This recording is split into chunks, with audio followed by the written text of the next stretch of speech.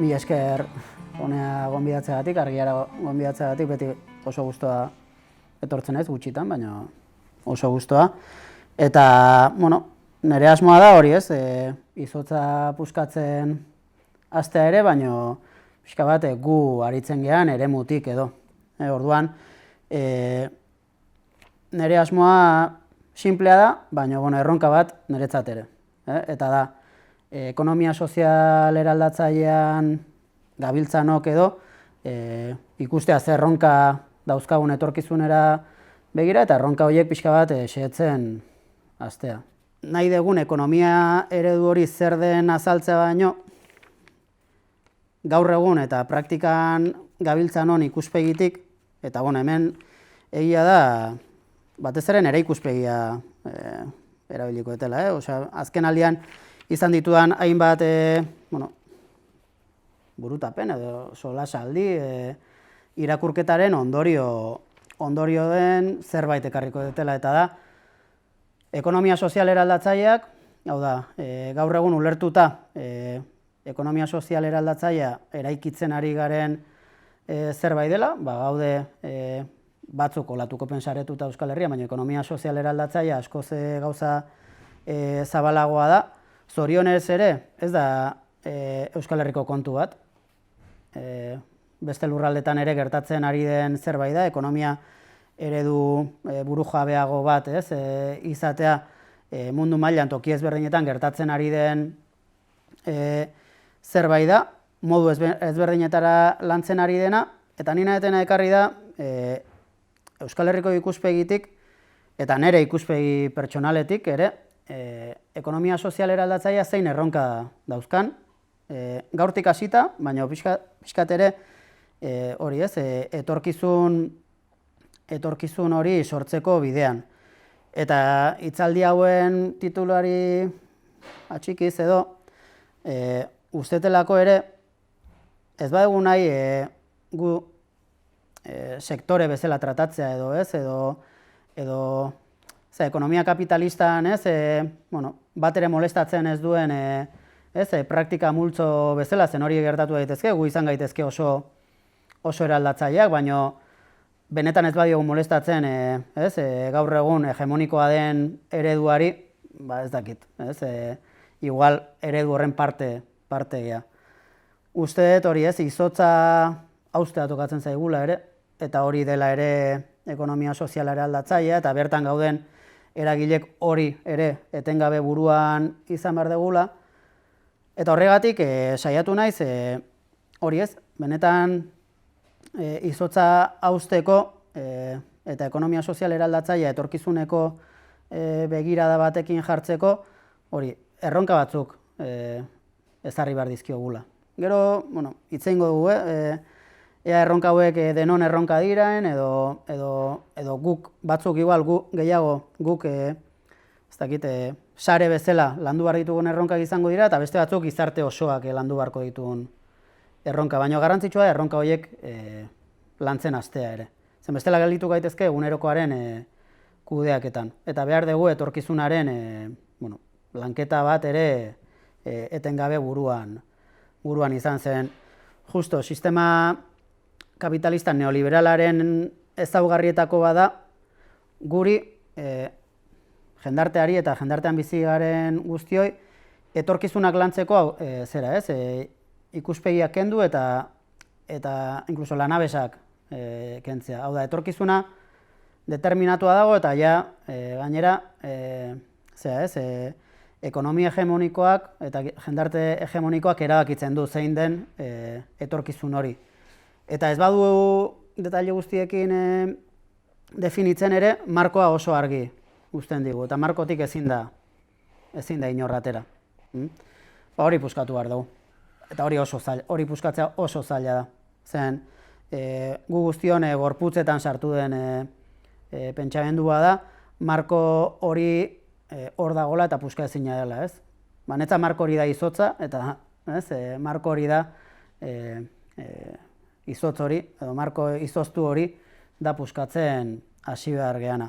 Eta orduan, azken aldiko pentsamendu eta zeatatik, irakurketetatik, bost erronka edo atera ditut. Eta jungo naiz, banan-bana azaltzen.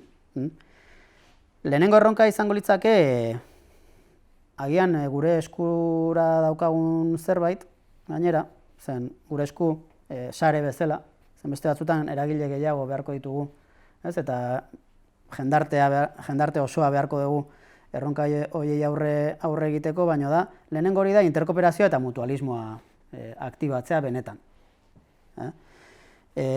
Interkooperazioa eta mutualismoa, interkooperazioa hasieran azaldu, interkooperazioa da, ez? Elkarren artean, berez, normalean ulertu da, enpresa kooperatiboen artean egiten den elkartasunezko harreman instituzionalizatua. Hau da, ekonomia sozialeko enpresa ezberdinak proiektuak edo beraien beharrak asetzeko egiten dugun saretze instituzionalizatua. Gure kasuan, olatuko bera sortu izana eta bertako kide izatea, ja interkooperazioa egitea litzake. Kasu horretan, daukagun erronka hurbiletako bat da gauden enpresa komunitario kooperatiba Euskal Herrian badago, baina sistema oso zabaldua, kooperatiba asko gaude eta gainera asko saiatzen dira gauzak beste modu batera egiten, baino horiek benetan interkooperatzen jartzea. Euskal Herrian gaur egun 3.000 kooperatiba inguru baldin badaude, eta kooperatibak aipatzen ditu, baina ez dut kooperatibetan bakarrik gelditu nahi. 3.000 kooperatiba badaude enpresa, herrigintzako elkarte, hainbat egitura gehiago saiatzen dienak, herritarren beharrei, komunitatea dauzkan beharrei erantzuten. Baina normalean bakoitzak gerra bere aldetik egiten du, hau da, bakoitzak bere eremua definitzen du eta eremu horretarako lan egiten saiatzen da, inkluso euskalgintzan gertatzen da, nik prentsa ingo dut, eta nik bertsolaritza ingo dut, eta nik ez dakit zer, baina bakoitzak bere eremua lantzen du, Euskal Herrian badago izugarrizko sarea handia herritarren beharrei erantzuteko sortua, baina gehienek merkatu klabetan funtzionatzen dute, ez dutelako interkooperatzen. Euskal Herrian oso gutxi interkooperatzen da modu instituzionalizatuan, eta kasu honetan gaina instituzionalizazioa ulertu beharko genuke zerbait positibo bezala, hau da, guk gure artean sortzen ditugun elkartasun harreman horiek forma hartzen dutela. Instituzionalizatzea ez da zergatik ez dakit modu zurrunagoetan funtzionatzea edo, baizik eta da, benetan irauteko asmoz sortzen ditugun egiturak edo harremanak sortzea. Euskal Herrian oso gutxi interkooperatzen dugu. Eta nire plantean dudutakoa litzake, benetan interkooperaziorako estrategia bat martxan jartzea, hau da, benetan ekonomia beste helburu batzurekin irabazia bakarrik ez duen helburuarekin egiten dugun eragile kooperatibo, herrigintzako guztien artean, benetan interkooperazio sareak sortzea. Zen, proiektu berria sortu gabe ere, gaudenak interkooperazio trinkoago bat egingo genuke, segurazki gure gaitasuna, gauzak egiteko gaitasuna, eragiteko gaitasuna, jendartera iristeko gaitasuna izugarri handituko litzake.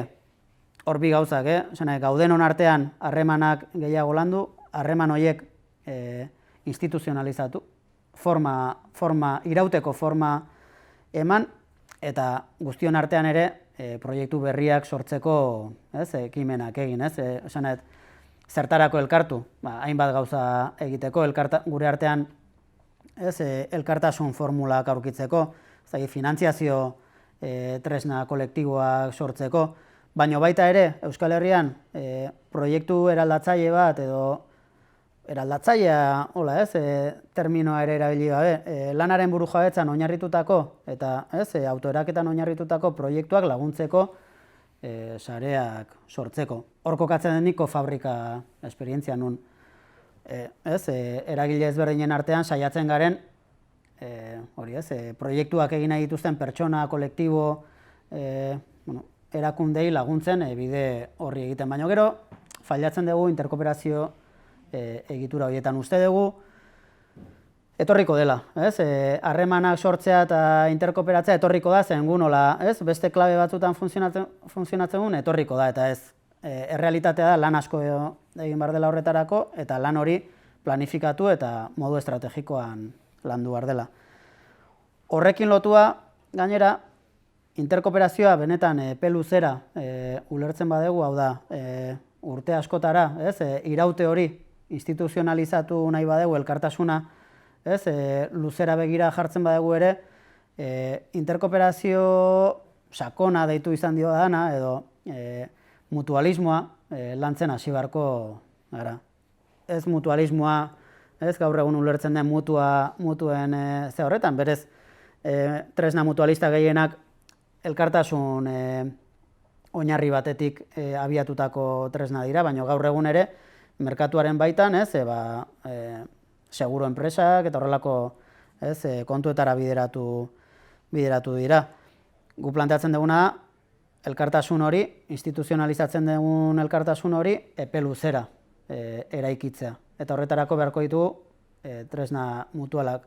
Tresna mutualak zertarako, guk gaur egun, saretze horretatik sortu nahi dugun ongizatea epe luzean garatzeko.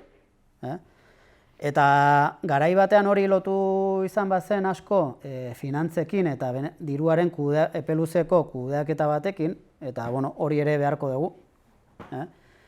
Baina gaur egungo testu inguruan eta ulertuta zaintzak eta gaur egungo krisiek erakusten diguten zaintzaren krisia muturraren aurrean daukagula kontuan izan da, zaintza bera ulertzeko modu kolektibo eta komunitarioan. Eta ulertzeko ere, bizitzak erdigunean jartzeko ze horretan, aspirazio horretan, zaintzak hartzen dula zentralidade handia. Eta zaintzak lantzeko modu mutualak aurkitu beharko ditugula. Elkartasunezko moduak non sortu beharko ditugun tresnak, guk gure komunitatetan, hasita gure lan egiten dugun enpresetatik, baina hori zabalduta gurekin bizi dien pertsonei, gure inguruari, gure herriari, eta horrela, nolabait, saretzen doan egitura bat garela ere ulertuta, zaintzak garrantzia hartzen badu eta hori antolatu nahi badegu, hori etorkizuna begirako tresnetan eraiki beharko dugu. Eta segurazki, diruaren kudeaketa bat egiteaz gain, hau da, ongizaterako, diruaren prebizio bat egiteaz gain beharko duguna, ondo bizi ahal izateko, gaur egun bizi gean gizartean, beharko ditugun zaintza tresnak eta zaintza beharrak ere antolatu beharko ditugu eta sortu beharko ditugu zaintza kooperatibak edo antolatu beharko dugu gure enpresen barruan zaintza komunitariorako mekanismoak eta horiei izaera inkluso juridikoa eman beharko diegu. Orduan, lehenengo erronka, interkooperazioa sustatzea modu estrategikoan, interkooperazio harremanak zabaltzea, egiturak sortzea, eta ongizate ikuspegi batetik interkooperazio hori mutualismo egituretara eramatean nun diruaren eta zaintzaren kudeaketa bat egingo dugun modu kolektiboan eta epe luzera begira. Eta prebizioarekin, hau da, ez momentuan ditugun beharrei aldegun moduan erantzun da, bezik eta jakin da, etorkizunean ze behar izango ditugu ondo bizitzeko.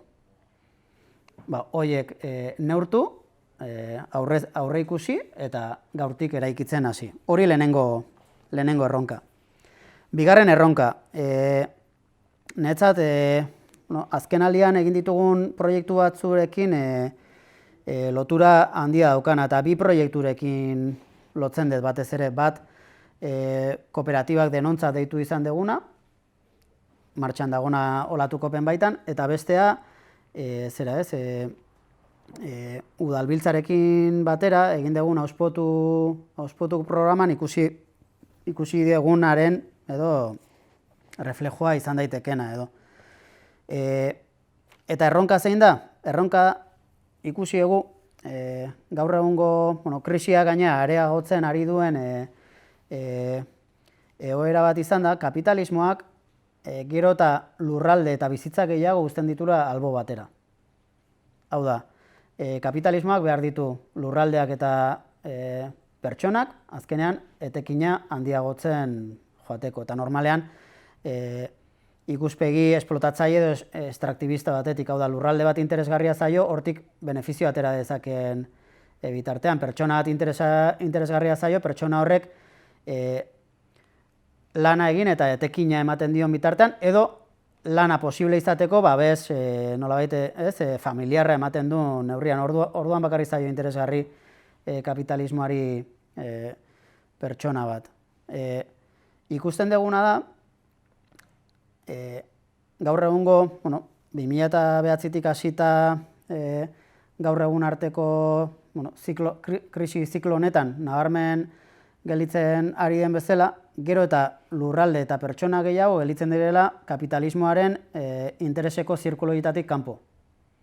Hau da, kapitalismoak ez ditu behar lurralde batzuk, eta ez ditu behar gero eta pertsona multzo handiagoak.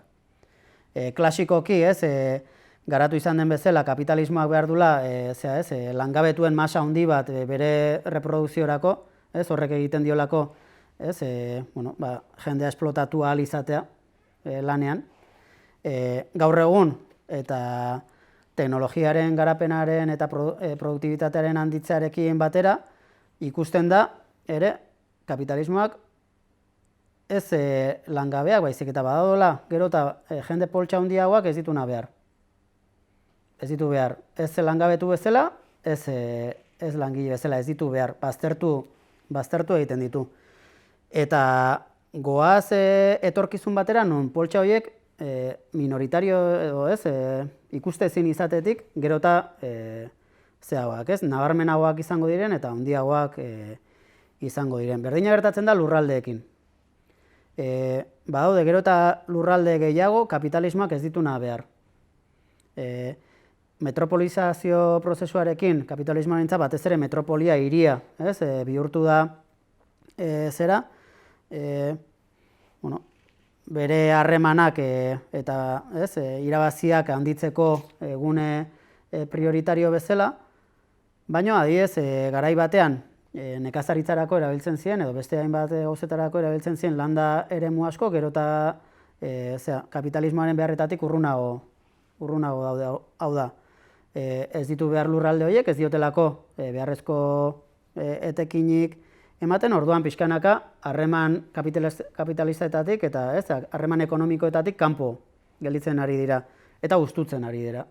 Hau da, ez ditunez lurralde horiek behar eta lurralde horietan ez dunez, gaur egungo merkatu kapitalista horrek lanik sortzen, jendea badoa. Lana dagon edo beharrezko izango den tokietara. Baina, aldi berean ere, zerbitzuz ustutzen ari ditu eremu horiek, hau da, estatuak edo publikoak bizigarri egin barko lituzken eremu horiek ere, pixkanaka ustutzen ari da, gero eta inbertsio publiko gutxiagorekin, eskola gutxiago, ospitale edo mediku gutxiago, eta horrek ere, egiten du, jendea joatea. Orduan, gero eta lurralde gehiago daude horrela, eta batzutan pentsatzen dugu hori dela, urruneko lurraldeen kontua, baina Euskal Herrian gertatzen ari den prozesua da. Guk uste dugu, egon gehanak orain auspoturekin Pirineotan lanean, edo hainbat solasalditan atera den bezala, uste dugu, eremu horiek badirela ekonomia sozialera aldatzailearentzako eremu estrategikoak. Hau da, kapitalismoak alde batera uzten ari dituen lurralde eta bizitzak izan daitezke guk benetan beste jendarte eta beste ekonomia bat sortzeko esparruak.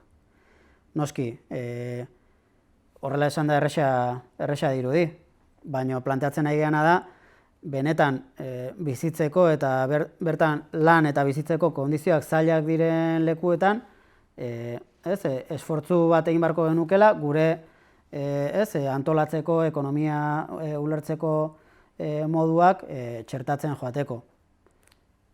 Esparru egokiak izan daitezke, benetan bertan lan eta bizi nahi duten pertsonak behar dutelako alternatiba bat gaur egun, sistema kapitalistak eskaintzen dion horretatik kanpo. Guk eskaini dezakegu alternatiba hori. Gainera, lurralde oso batentzat eta lurralde horretan bizien jendearen proportzio handi batentzat, baino eremu zailak dira. Hau da, lan asko egin behar da horietan benetan eragina izateko. Zer egin behar dugu? Bertan lan eta bizi nahi duen jendearekin aliantza bat. Ez gera, ekonomia sozialera aldatzaia beste tokietan egiten duguna jun behar Pirineotara, Pirineoak izan daitezen lurralde bizigarri bat. Ez, egin behar duguna han dagoen jendearekin aliantza bat, aliantza estrategiko bat, nun planteatuko diegun, baditugula tresnak, eta tresna horiek jarritzakegula beraien esku. Beraiek egiteko beraien lurraldeetan, bertan bizi eta lan ahal izateko proiektuak, estrategiak, sortu beharreko mutualismo tresna, finantza tresnak, hori beraiek egin beharko dute. Beraiek esaten dut, emateko harreman dikotomiko batean, beraiek toki bakoitzekoak egingo du bere lurraldean, benetan azkenean ekonomia sozialera aldatzailea zabaltzen joateko. Eta berdina, baztertuta gelditzen ari diren bizitza horietan.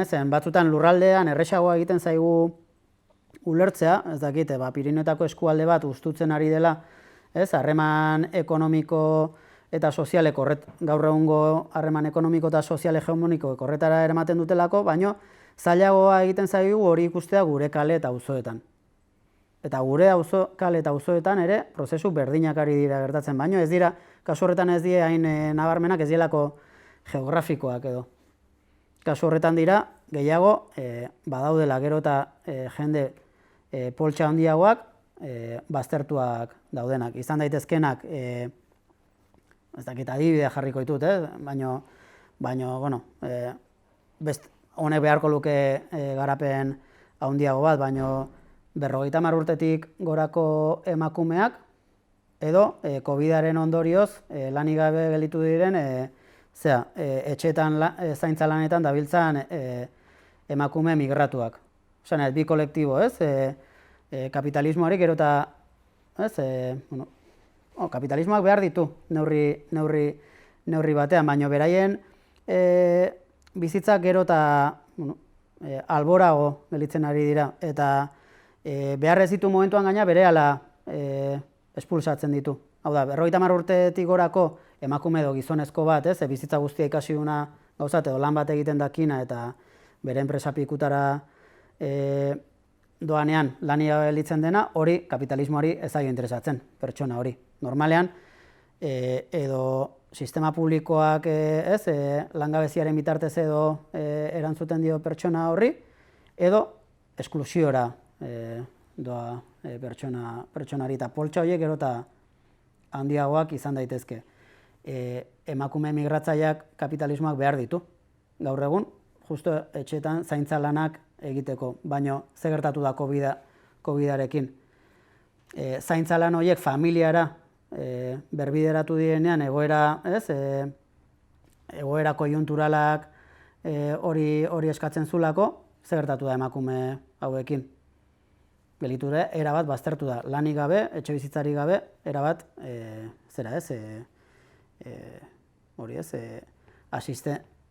inkluso kapitalismoa daukan sistema asistentzialistatik kanpo gelditu da kasu askotan.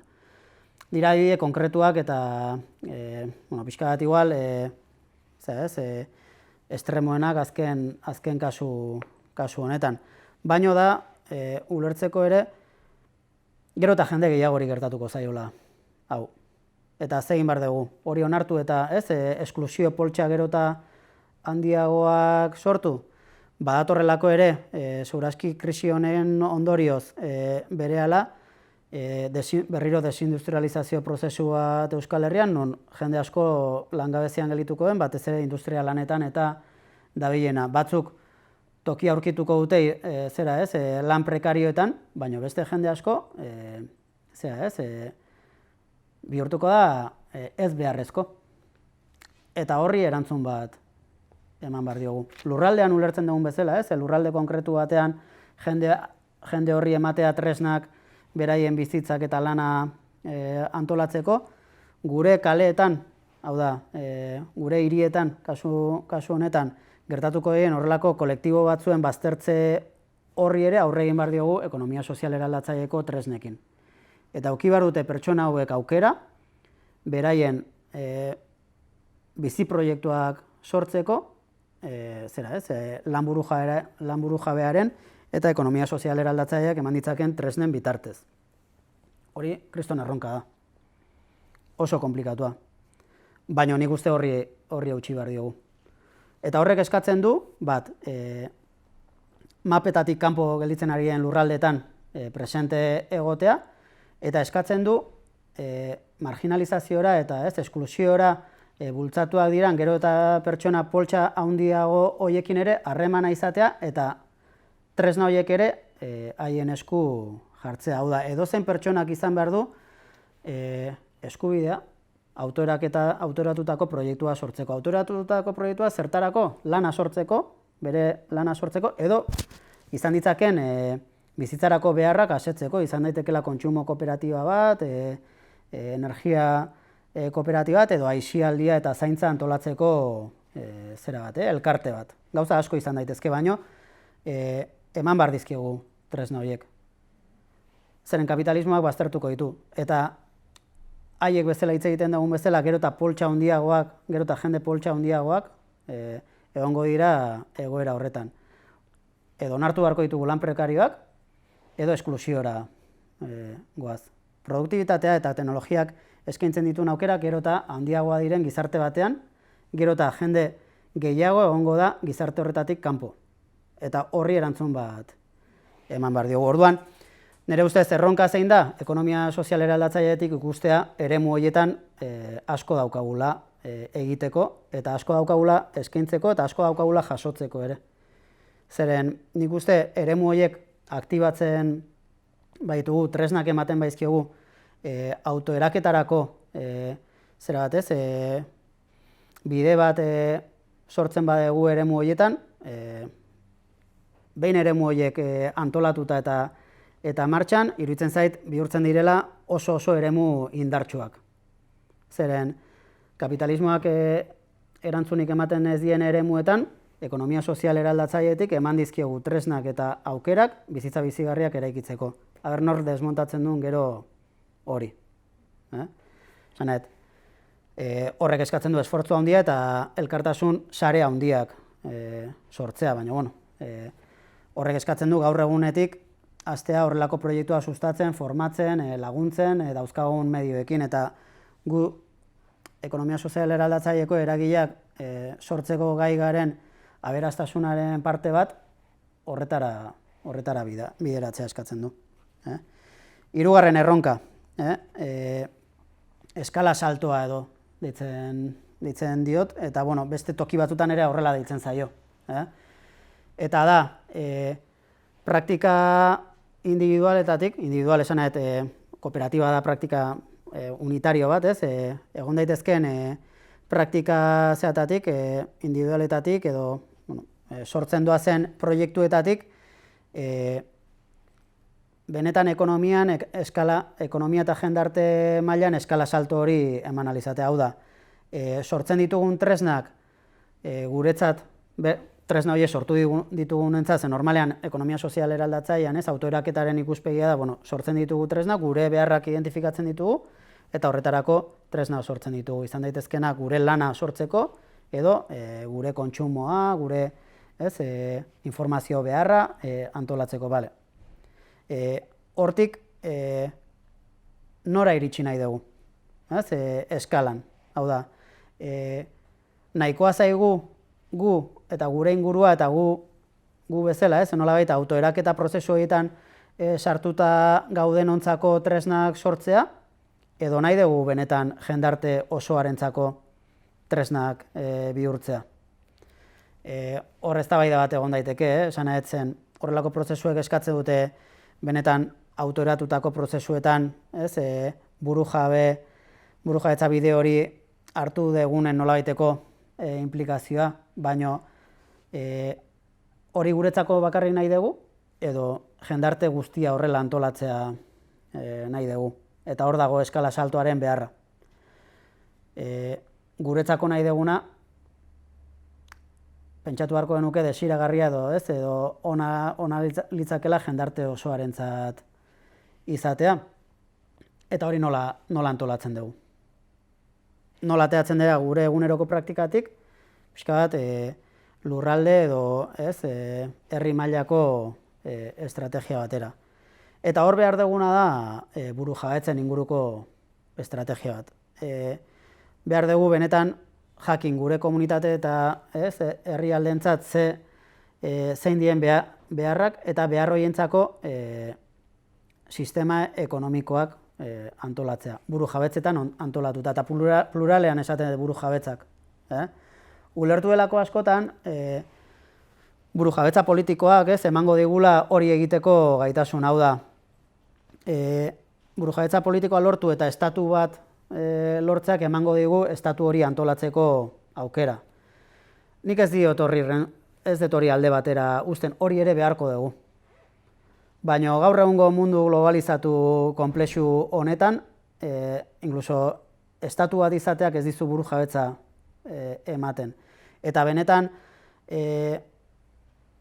jende emantzipatuz osatutako jendarteak sortu nahi baditugu, beti gorako burujabetza ekonomiko prozesuak ere beharko ditugu. Eta beharko dugu burujabetza prozesuak eta estrategiak antolatuta eremu ezberdinetan. Ulertuta erabakitzeko eta demokraziaren ikuspegi batetik beharko dugula burujabetza politikoa, beharko dugu ere burujabetza materiala antolatu eta estrategia bat burujabetza material hori benetan gauzatzeko. Eta horretarako lehenengo aukeratu beharko ditugu zein dien burujabetza horiek, ze estrategia martxan jarri nahi ditugun. Nik uste Euskal Herrian badaukagu adibide hon bat, eta da iparraldean elikadura burujabetza sistema berak antolatu duen nolabait Ipar Euskal Herriaren inguruko ikuspegi bat, ikuspegi sozial eta politiko bat antolatu da edo pentsatu da burujabetza, elikadura burujabetzaren ikuspegitik, beharko genituzke horrelako prozesuak burujabetza ezberdinetatik Euskal Herri mailako batera eraman, estrategia eta proiektuak garatzeko ibilbide batera eraman. Lehenengo aukeratu beharko ditugu zein dien burujabetza estrategiko horiek, nik netzat elikadurarena da bat argia, lanarena da beste bat, zaintzarena, eta burujabetza soziosanitarioa izango litzake beste bat, burujabetza teknologikoa beharko dugu, bai edo bai. Naziogintzaren ikuspegitik datorren pentsamendu batek esaten du ere, burujabetza, informazioaren burujabetza, argian bertan lantzen dena beharko dela, hau da, edo gai gera gure informazio sistema propioa sortzeko, edo beti izango gara beste informazio sistemetatik dependiente. Gehiago atera izan daitezke, baina burujabetza, burujabetza material bat lortzeko ze burujabetza beharko ditugun, eta hori pluralean ulertzea beharko dugu. Eta nik uste, ekonomia sozial eraldatzailetik proposamen bat egin behar dugu. Gure ustez, Euskal Herria materialki burujabe izateko, burujabetza hauek landu beharko lituzke eta horrela egin beharko luke. Eta nik uste, gaur egun Euskal Herrian dagoen eragile printzipaletako bat hori iteko da, ekonomia sozial eraldatzailean elkartzen garen eragileen sarea. Haratago joan beharko dugu. Noski, nire ustez bide horretan sindikatuek, mugimendu sozialek, ekonomia sozial eraldatzaieko eragileek, inkluso alderdi politiko batzuk parte hartu beharko dute, ideia hori garatzeko. Baina nolabait, burujabetza materialak, beste burujabetza politikoaren subordinazio horretatik atea eta gutxinez maila berdinan jarri behar ditugu, erabaki behar dugu ze estrategia eta ze burujabetza landu nahi ditugun eta nola landu behar ditugun. Eta hori martxan jarri behar dugu. Eta horretarako proposamen bat egin behar dugu. Eta nik ez dakit, datozen 2 urtetan nik uste gai izan beharko genuke horrelako proposamen bat egiteko. Erronka, beste erronketan atean bezala, txikia gea beti gorako prozesuetan gaude, gure eguneroko antolatzen dugu eta gainera jarri behar dugu, horrelako planteamendu estrategiko eta zabalak egiten guretatik kanpo dagoen esparruetarako ere, bai. Eta erronka da, horretarako, nun arraiotik ateratzen dugun denbora. Baina, nik esan nuke, beste aurretik esan ditudan bi erronka baldin badira nolabait, bat interkooperazioa eta mutualismoaren eta bestea lurralde eta bizitza ezberdinetan kokatzera horiek dira guk gure saretik egunerokoan ja egin behar ditugun gauzak.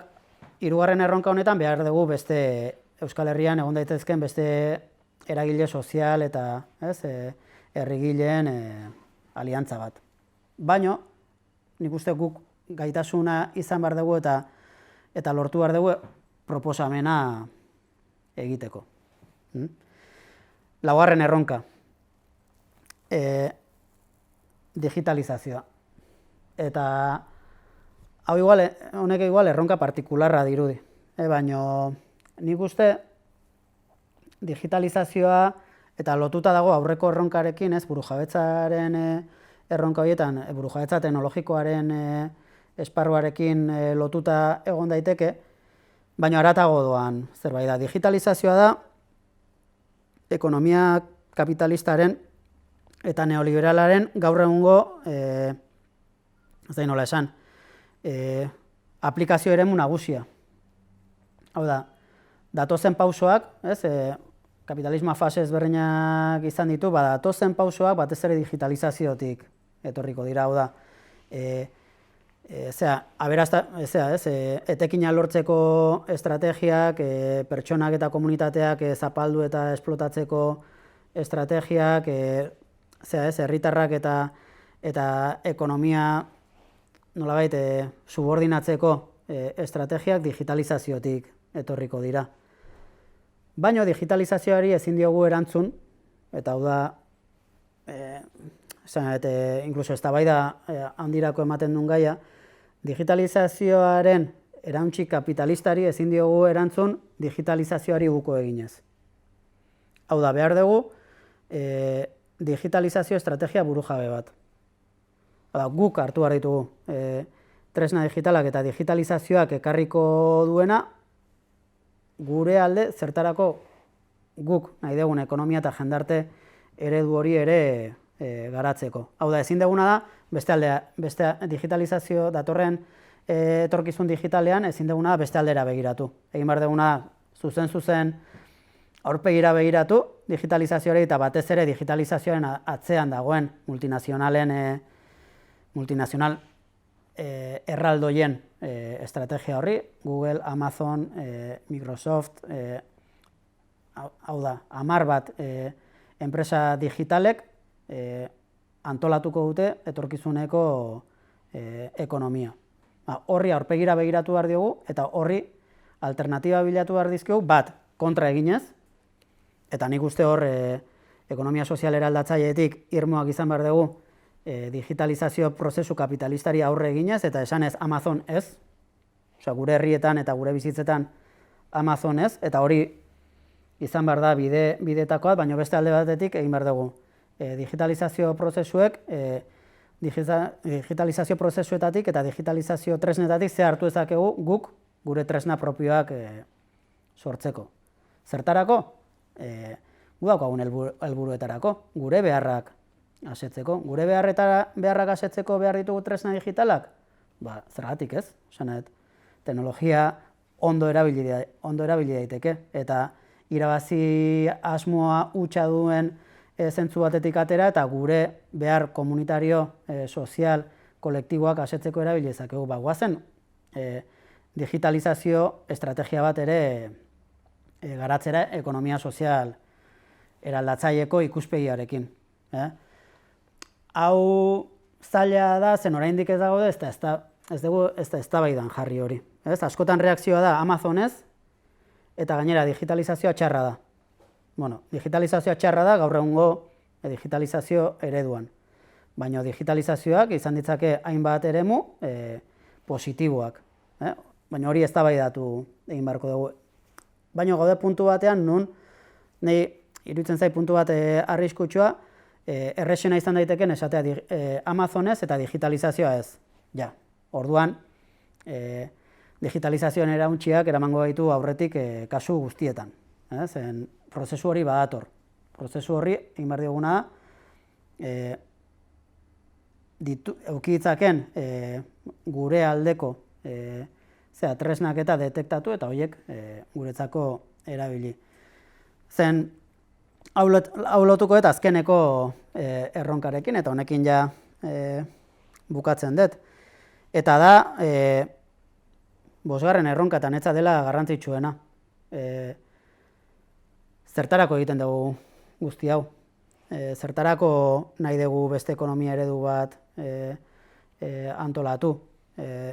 Zertarako erronka guzti horiek, interkooperazioarena, kapitalismoak uzten dituen bizitza eta lurraldeak berreskuratzea, eskala egoera, bizitza bizigarriak izateko denok. Eta bizitza bizigarriak ere gelditu daiteke batean, lelo huts batean. Baina nire ustez oso garrantzitsua da ulertzea bizitza bizigarriak lortzea ere gure esku dagon, kolektiboki gure esku dagon aspirazio bat izan behar dula. Ez dut esaten erresa denik eta askotan ez faltsu gelditu daiteke zen, eta askotan gertatzen zaigu, bizitza bizigarriak nahi ditugu, baina gu gera bai aktivismoagatik, bai gure autoratutako prozesuek eskatzen dutelako, denbora pila bat sartu behar duguna proiektu eta prozesu horietan, eta gure bizitzak ez bizigarri egiten ditugunak, ez? Hori ere matizagarria da zen, ni bete esaten nahiagoet, denbora gutxi ematen diten bizitza buru jabe bat, denbora gutxi ematen diten bizitza subordinatu bat baino. Hori ja aldaketa handia da, baina jake bizitza buru jabeak sortzen ari garen, guazen gu ere definitzera bizitza buru jabeek nola izan behar duten. Baina, hori egunerokoaz aparte, zen egunerokoa garrantzitsua eta klabe eta zentrala da, baina erronka bezala etorkizuneko ikuspegi bat, non bizitza bizigarria denontzat izan behar du aspirazio nagusi bat. Eta egiten dugun guzti hori horrera begira joan behar du, baina zer da bizitza bizigarria? Hor arazotako bat ere da bakoitzak definitzen duela. Eta arazoa handi bada neoliberalismoa gure gorputzetan ere sartuta dagola.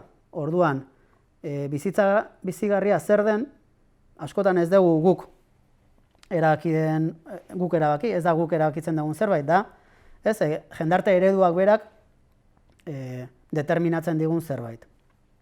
Gaur egun esango nuke bizitza bizigarria lotzen dela denbora okupatua izatearekin. Eta denbora hori okupatzea lanarekin eta obligatorioa bihurtuen aisialdi eredu batekin. Incluso aisialdi kompetitiboa. Esaten diot, hau da, aisialdi gehiago, nire aisialdia hobeagoa da zurea baino, gainera gero eta individualagoa den aisialdi bat, nun erronka jartzen dizkiot nire buruari, hori gorputzetan sartu digute eta ez gara konturatzen, baina denek daukagu. Hori da bizitza bizigarria, hau da, lan egin, errenta batzuk sortzeko horrek aisialdi kompetitibo bat emateko eta gure identitatea aisialdi horretan eraikitzeko, zen garai batean gure identitatea batez ere lanaren, egiten genuen lanaren arabera eraikitzen zen. gaur egun hori aparta, gero eta gutxiago da, eta gero eta gehiago egiten dugun aisialdiaren araberako identitatea eraikitzen dugu. Orduan behar dugu lan on bat, ondo ordaindua, sortu nahi duten nire identitate hori egon dadin aisialdi perfektu batean oinarrituta. Eta bueno, hori da perbertsioaren, baina da jendarte neoliberalak individualizaziorako daukan mekanismo perfektuenetako bat. Horri aurre egin behar dugu, eta bizitza bizigarriak hortik atera behar ditugu. Bizitza bizigarrien eredu berri bat ere irudikatzen jakin behar dugu. Gure beharretara, baina kolektiboaren beharretara eta interdependiente izango den bizitza bizigarriak ulertu behar ditugu, nun zaintza dagon erdigunean, zaintzak ere bere denbora eta zera beharko duen, baina denbora librea ere erdigunean kokatuko dugun.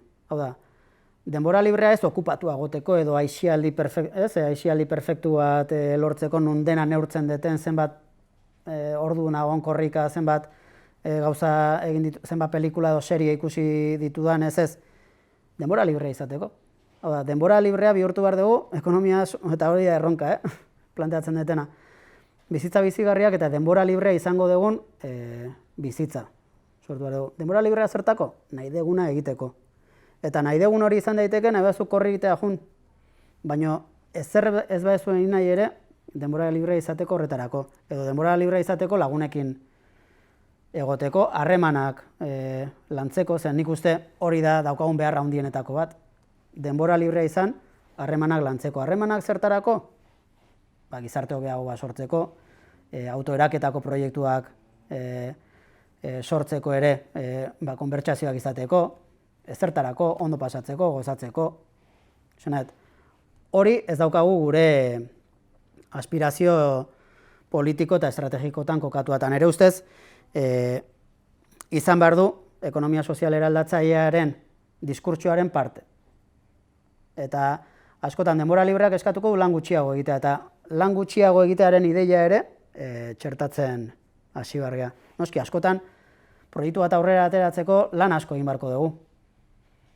Saiatu behar geana da, lan asko hori ere bizigarri egiten eta gozagarri egiten alde batetik. Baina beste alde batetik, zertarako egiten dugu proiektu bat, edo zertarako nahi ditugu proiektu guzti hauek egin denbora librea irabazteko. Hor daukagu erronka esango nuke inkluso filosofikoa, eta jendarte ereduarekin lotutakoa.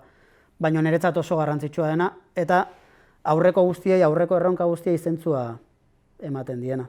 Zertarako nahi dugu interkooperazioa? Harremanak sortzeko. Harreman horietatik proiektuak eraginkorrago egiteko gure bizitzetan. Zertarako nahi dugu lurralde eta bizitza baztertu horiek berreskuratu. Deno daukagulako eskubidea bizitza bizigarriak izateko bizigaren tokietan. Zertarako eskala saltoa, hori behar horiek ere jendarte bezala antolatzeko eta denbora librea irabazteko ere. Zen askotan, hau detailitxo bada, baina garrantzitsua da, dauzkagun behar guztiak, behar sozial eta material guztiak gure proiektuetatik sortu nahi baditugu, denbora gehiegi behar dugu guzti hori egiteko. Hau da,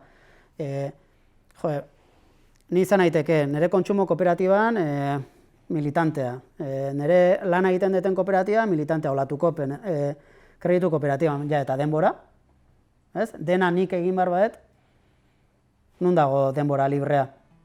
Behar dugu, eskala salto hori, sortzen ditugun prozesuek, eman diezaguten ere, kontsumo kooperatibako kide izateko, baino ez dakit, astean 20 ordu sartu gabe.